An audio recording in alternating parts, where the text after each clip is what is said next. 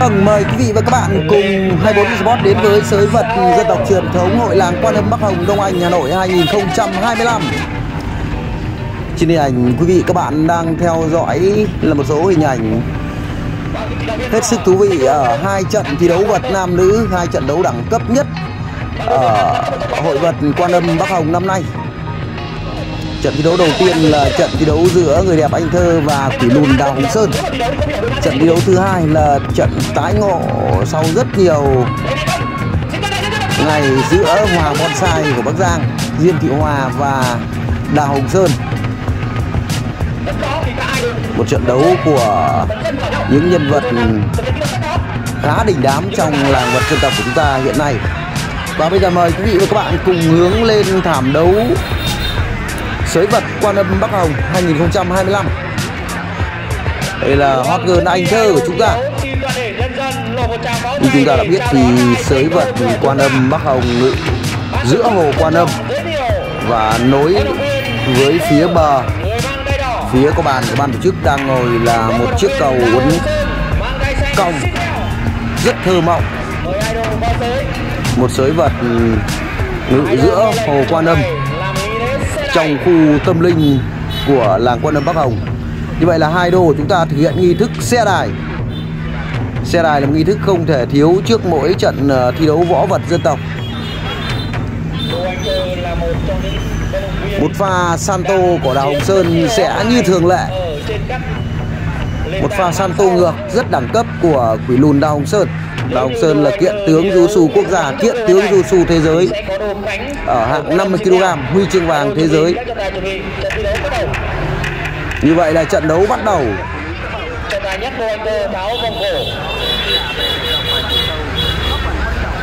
Quỷ Lùn đã 2 năm liền vô địch SEA Games ở bộ môn Jiu-Jitsu,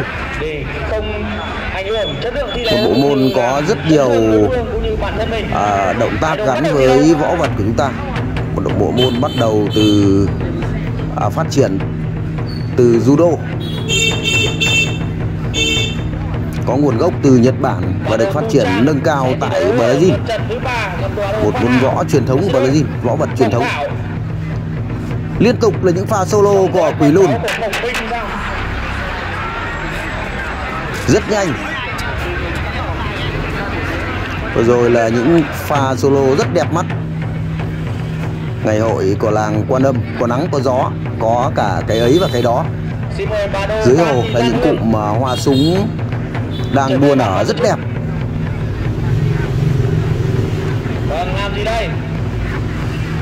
Liên tục là những pha solo. Anh Thơ bốc một rồi, sang sau bốc cái chân kia. Vẫn lợi thế với trận đấu. Anh Thơ đang ở thế sang sau. Anh Thơ đang lắng loáng ở khu vực biên giới.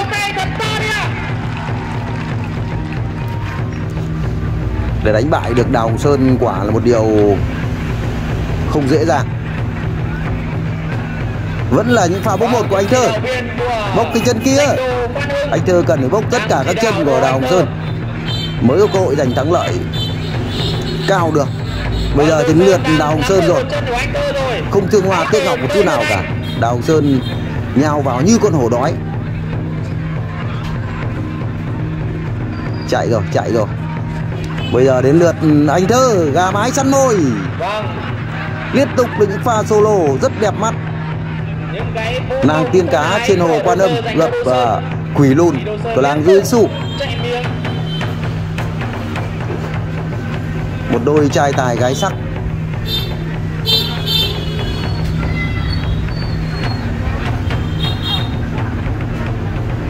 Anh Thơ làm gì đây? Cưỡi ngựa xem hoa.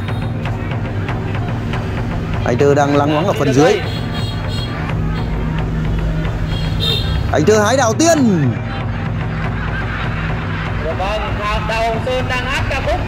Đào Hồng Sơn của chúng ta chuyển ngay sang bộ môn bơi. Đang từ môn vật, Đào Hồng Sơn chuyển sang bơi ếch 100m. Trận đấu tiếp tục. Đội Nguyễn Văn Đoàn đến từ đơn vị Công an Nhân dân, người đã nhị thắng giải vàng. Ngay sau đó Anh Thơ đang lắng ngoắng ở khu vực trưởng đoàn của đơn vị Vĩnh Phúc cử đô Dương Văn tam giác vàng. Đào Hồng Sơn lại dùng đòn thiết đầu công rồi. Sang sau.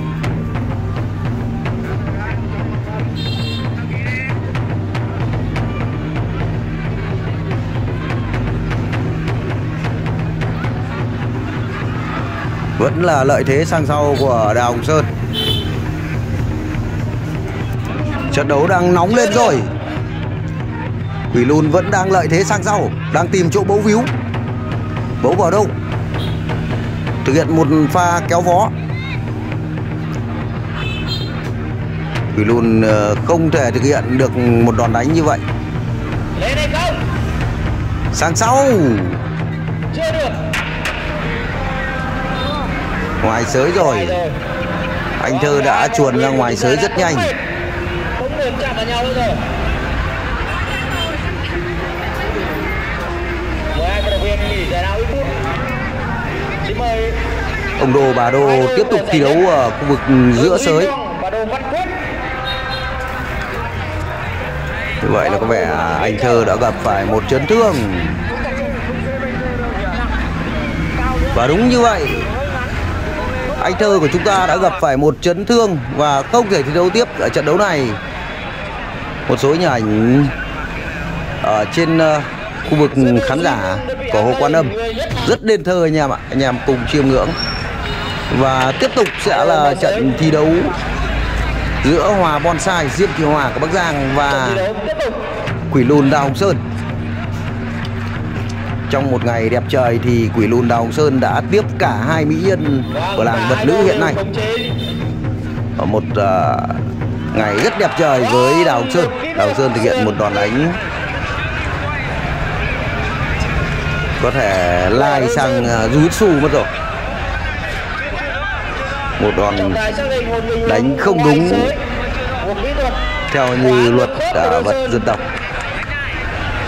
Một đòn đánh không thương hoa tiếc ngọc một chút nào. Và trọng tài đã cho dừng trận đấu. Trận đấu tiếp tục.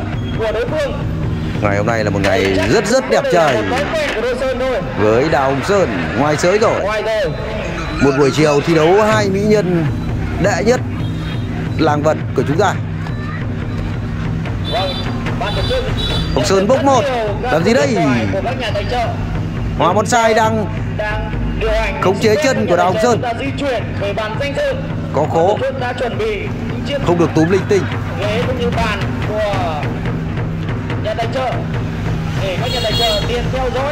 Liên tục là những pha solo ngốt mắt anh em ạ. Một cặp trai tài gái sắc Quỷ Lùn Đào Hồng Sơn và Diêm Thị Hòa. Đào Hồng Sơn cưỡi ngựa xe hoa. Diêm Thị Hòa cũng rất nhanh, không dễ dàng để đánh bại được Diêm Thị Hòa. Hòa Bonsai chúng ta cũng là một nữ đô. Hòa Bonsai làm gì đây? Bốc đôi. Hòa Bonsai dùng pha thiết đầu công rồi.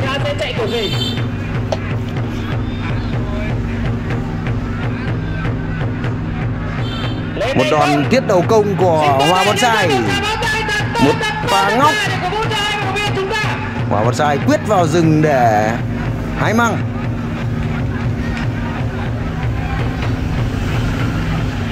Quỷ Lùn đang lay hoay ở khu vực bên dưới rồi, đang tìm chỗ bấu víu. Làm gì đây? Rất ít khi Hòa Bonsai sẽ sử dụng cái đòn này với Đào Hồng Sơn. Thiết đầu công rất hay, rất bất ngờ.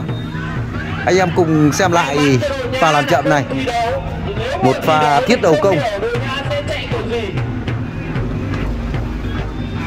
Thường thì cái đòn này Hồng Sơn hay dùng với anh Thơ, pha thiết đầu công để khống chế giếng cổ ngàn năm. Nhưng hôm nay thì Đào Hồng Sơn đã bị gãy ông đập lưng ông. Chính Diêm Thị Hòa, Hòa Bonsai đã dùng pha đòn thiết đầu công. Hồng Sơn chỉ biết lay hoay tìm chỗ bấu víu mà thôi, không thể có đòn đánh. Chúng ta cùng xem lại pha làm chậm này. Một đòn đánh rất kiên trì và không ngại gian khó của Hòa Bonsai.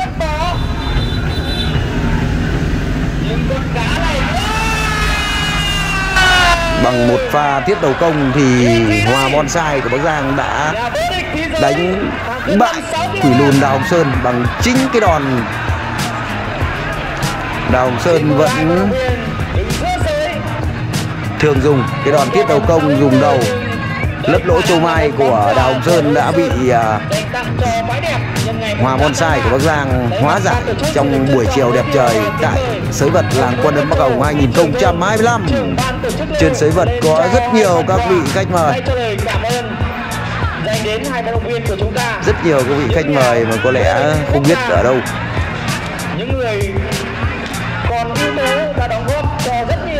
Ở đây là chú Quang Hải đã xuống sân tặng những phần thưởng cho cả hai đô. Một người rất vui tính, rất tốt bụng. Và như vậy ban tổ chức đã trao phần quà cho cả hai đô của chúng ta. Vì vậy là một ngày đẹp trời thì Quỷ Lùn Đào Hồng Sơn đã bại trận trước Hòa Bonsai của Bắc Giang. Cảm ơn quý vị và các bạn đã chú ý theo dõi video của 24 giờ Sport. Nếu thấy hay và hữu ích, quý vị các bạn hãy chia sẻ để mọi người cùng được xem và đưa môn võ vật ra với cộng đồng. Một lần nữa xin được cảm ơn và chào tạm biệt quý vị và các bạn.